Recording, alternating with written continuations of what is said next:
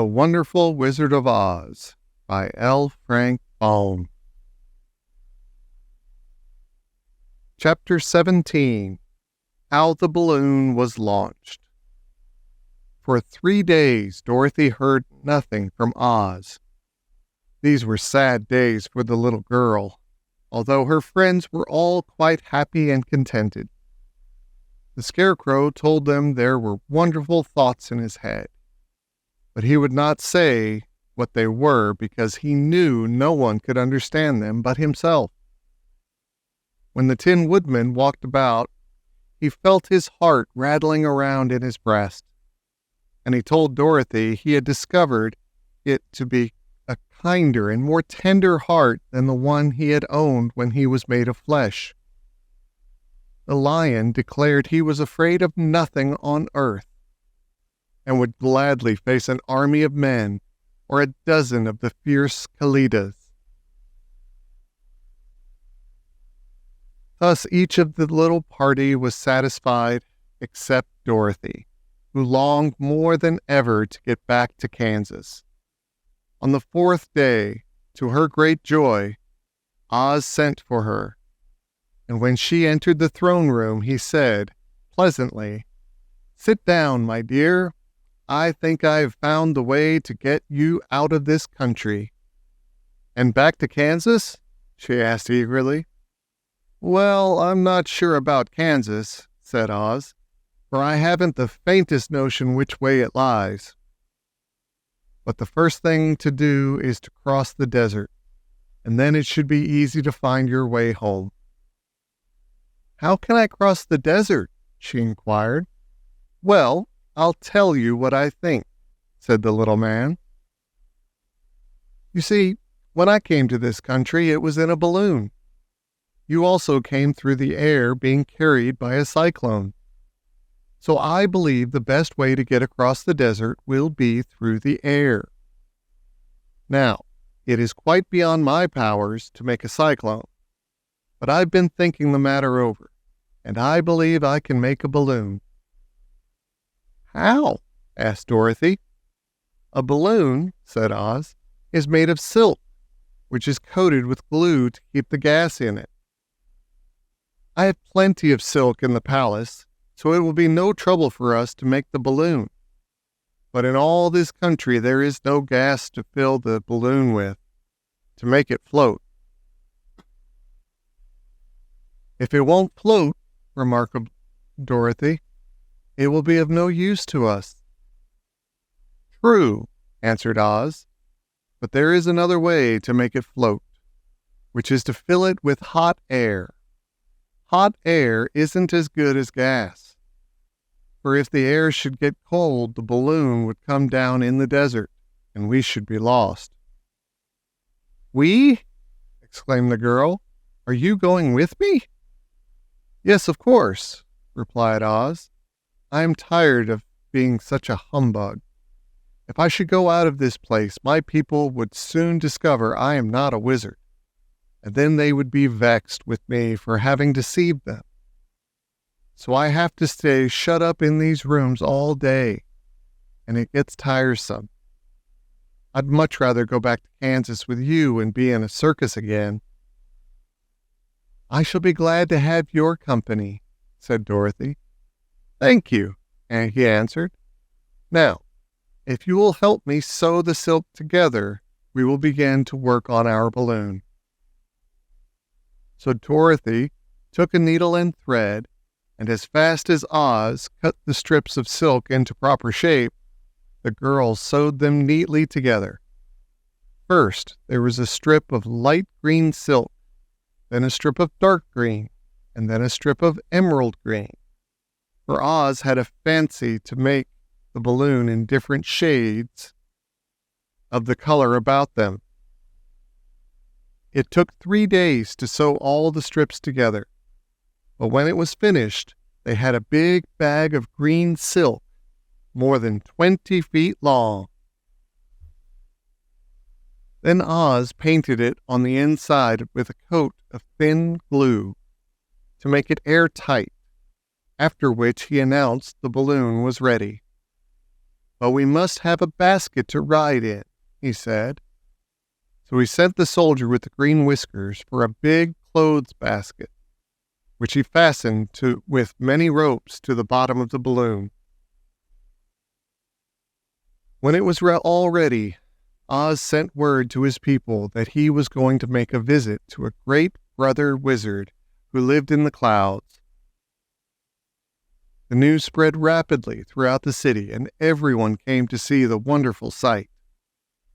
Oz ordered the balloon carried out in front of the palace, and the people gazed upon it with much curiosity. The Tin Woodman had chopped a big pile of wood, and now he made a fire of it, and Oz held the bottom of the balloon over the fire so that the hot air that arose from it would be caught in the silken bag.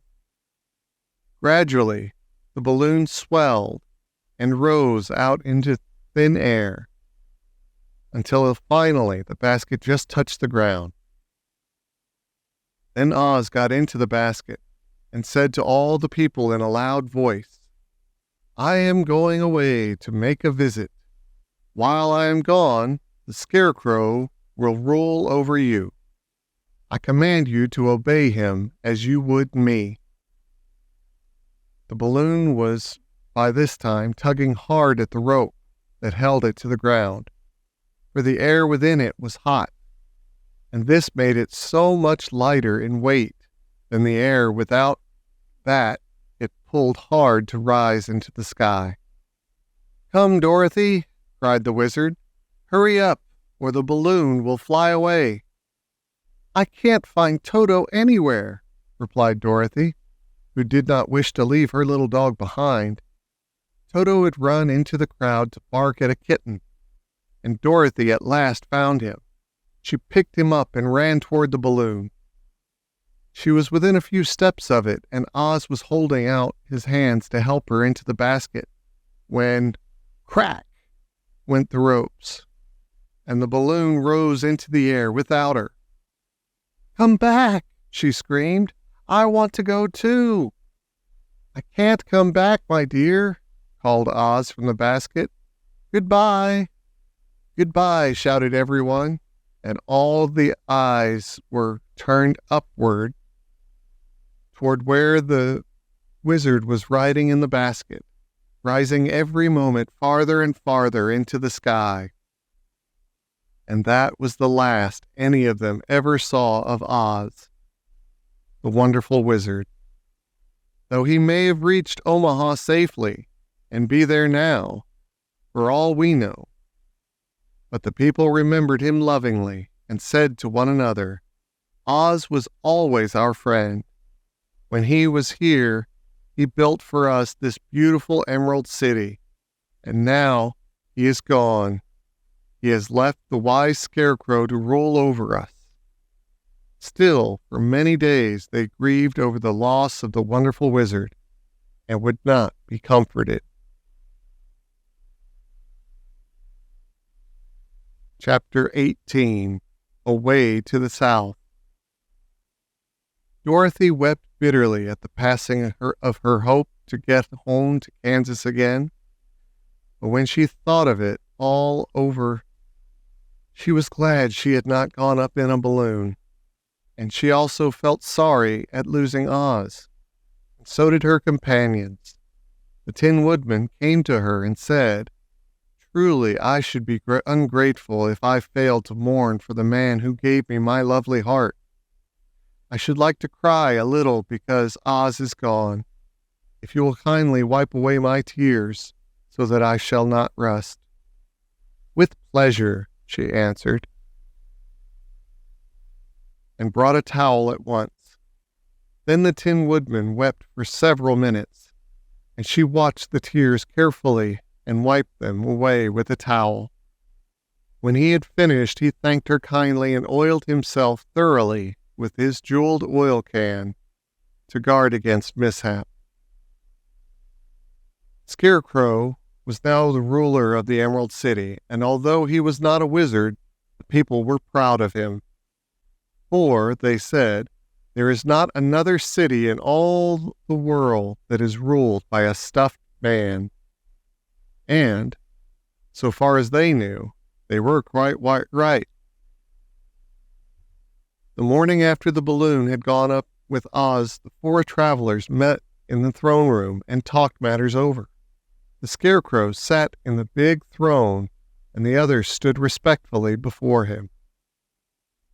"We are not so unlucky," said the new ruler, "for this palace and the Emerald City belong to us, and we can do just as we please. When I remember that a short time ago I was up on a pole in a farmer's cornfield, and that I am now the ruler of this beautiful city, I am quite satisfied with my lot." "I also," said the Tin Woodman, "am well pleased with the new heart. And really, that was the only thing I wished in all for the world. For my part, I am content in knowing I am as brave as any beast that ever lived, if not braver," said the Lion modestly. "If Dorothy would only be contented to live in the Emerald City," continued the Scarecrow, "we might all be happy together." "But I don't want to live here," cried Dorothy. "I want to go to Kansas and live with my Aunt Em and Uncle Henry." "Well, then, what can be done?" inquired the Woodman. Scarecrow decided to think, and he thought so hard that the pins and needles began to stick out of his brains. Finally, he said, "Why not call the winged monkeys and ask them to carry you over the desert?" "I never thought of that," said Dorothy joyfully. "It's just the thing. I'll go at once for the golden cap." When she brought it into the throne room, she spoke the magic words, and soon the band of winged monkeys flew in through an open window and stood beside her. "This is the second time you have called us," said the winged monkey, bowing before the little girl. "What do you wish?" "I want you to fly me to Kansas," said Dorothy. But the Monkey King shook his head. "That cannot be done," he said. "We belong to this country alone and cannot leave it. There has never been a winged monkey in Kansas yet, and I suppose there never will be, for they don't belong there. We shall be glad to serve you in any way in our power, but we cannot cross the desert. Goodbye." And with another bow, the Monkey King spread his wings and flew away through the window, followed by all his band. Dorothy was almost ready to cry with disappointment. "I have wasted the charm of the golden cap to no purpose," she said, "for the winged monkeys cannot help me." "It is certainly too bad," said the tender-hearted Woodman. Scarecrow was thinking again, and his head bulged out so horribly that Dorothy feared it would burst. "Let us call in the soldier with the green whiskers," he said, "and ask his advice." So the soldier was summoned and entered the throne room timidly, for while Oz was alive, he never was allowed to come further than the door. "This little girl," said the Scarecrow to the soldier, "wishes to cross the desert. How can she do so?" "I cannot tell," answered the soldier, "for nobody has ever crossed the desert, unless it is Oz himself." "Is there no one who can help me?" asked Dorothy earnestly. "Glinda might," he suggested. "Who is Glinda?" inquired the Scarecrow. "The Witch of the South. She is the most powerful of all the witches, and rules over the Quadlings. Besides, her castle stands on the edge of the desert, so she may know a way to cross it." "Glinda is a good witch, isn't she?" asked the child. "The Quadlings think she is good," said the soldier, "and she is kind to everyone. I have heard that Glinda is a beautiful woman who knows how to keep young in spite of the many years she has lived." "How can I get to her castle?" asked Dorothy. "The road is straight to the south," he answered, "but it is said to be full of dangers to travelers. There are wild beasts in the woods, and a race of queer men who do not like strangers to cross their country. For this reason, none of the Quadlings ever come to the Emerald City." The soldier then left them, and the Scarecrow said, "It seems, in spite of dangers, that the best thing Dorothy can do is to travel to the land of the south and ask Linda to help her. For, of course, if Dorothy stays here, she will never get back to Kansas." "You must have been thinking again," remarked the Tin Woodman. "I have," said the Scarecrow. "I shall go with Dorothy," declared the Lion, "for I am tired of your city and long for the woods and the country again. I am really a wild beast, you know. Besides, Dorothy will need someone to protect her." "That is true," agreed the Woodman. "My axe may be of service to her.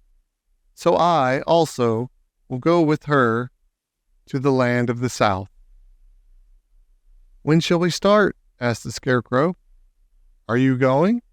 they asked in surprise. "Certainly. If it wasn't for Dorothy, I should never have had brains. She lifted me from the pole in the cornfield and brought me to the Emerald City. So my good luck is all due to her, and I shall never leave her until she starts back to Kansas for good and all." "Thank you," said Dorothy gratefully. "You are all very kind to me, but I should like to start as soon as possible." "We shall go tomorrow morning," returned the Scarecrow. "So, now let us all get ready, for it will be a long journey."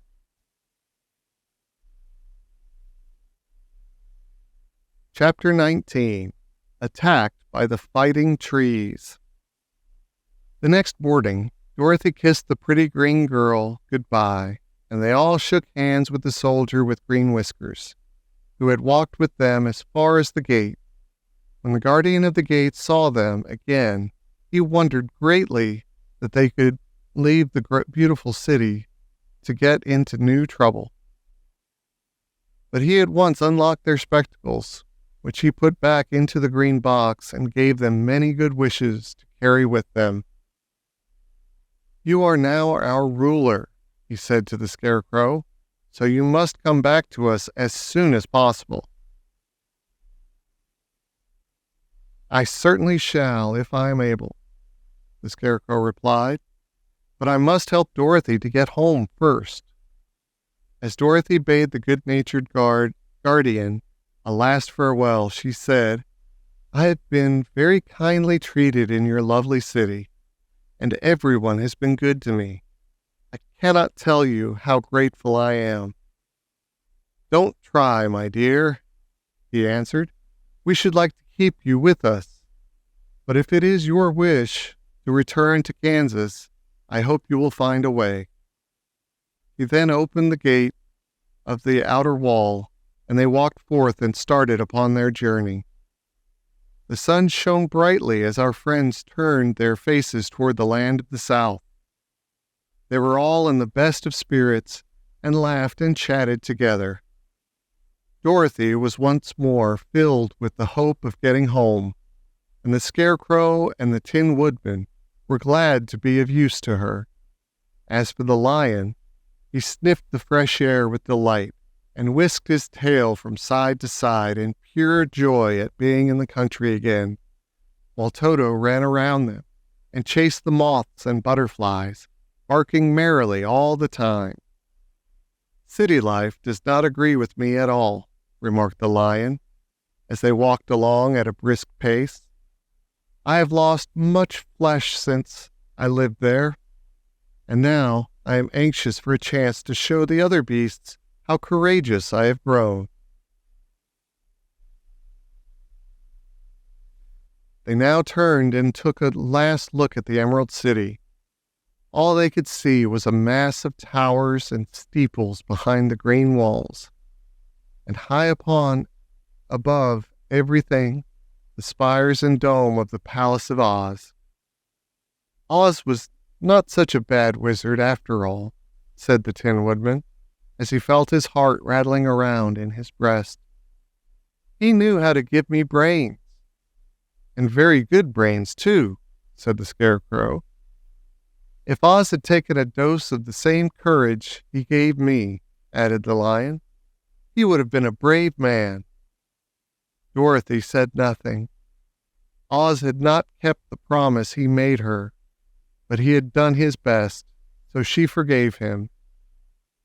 As he said, he was a good man, even if he was a bad wizard.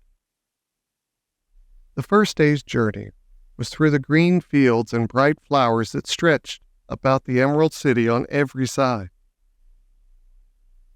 They slept that night on the grass with nothing but the stars over them, and they rested very well indeed. In the morning they traveled on until they came to a thick wood. There was no way of going around it, for it seemed to extend to the right and left as far as they could see. And, besides, they did not dare change the direction of their journey for fear of getting lost. So they looked for the place where it would be easiest to get into the forest. The Scarecrow, who was in the lead, finally discovered a big tree with such wide-spreading branches that there was room for the party to pass underneath. So he walked forward to the tree, but just as he came under the first branches, they bent down and twined around him, and the next minute he was raised from the ground and flung headlong among his fellow travelers. This did not hurt the Scarecrow, but it surprised him, and he looked rather dizzy when Dorothy picked him up. "Here is another space between the trees," called the Lion. "Let me try it first," said the Scarecrow, "for it doesn't hurt me to get thrown about." He walked up to another tree as he spoke, but its branches immediately seized him and tossed him back again. "This is strange," exclaimed Dorothy. "What shall we do?" "The trees seem to have made up their minds to fight us and stop our journey," remarked the Lion. "I believe I will try it myself," said the Woodman. And shouldering his axe, he marched up to the first tree that had handled the Scarecrow so roughly.